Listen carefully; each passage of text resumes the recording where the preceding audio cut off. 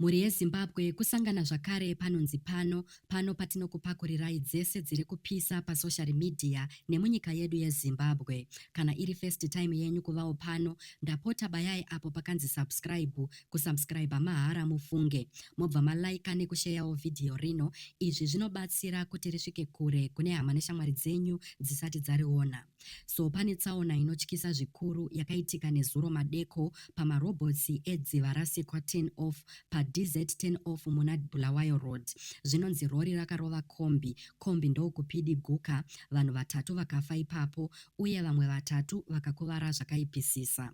Vakaona chiitiko ichi varondedzera vachiti chiitiko chinorwadza zvikuru, so vakakuvara vakatakurwa nekukasika ndokuendeswa kuHarare General Hospital kundorapwa. Kusvika pari zvino, mapurisa eZimbabwe Republic Police ZRP haasati aburitsa gwaro rine chekuita netsaona iyi.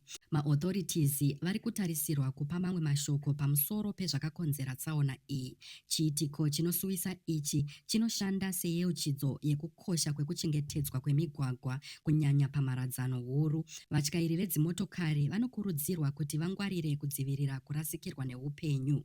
So we will keep you updated as more details emerge. Our thoughts are with the families of the victims during this difficult time.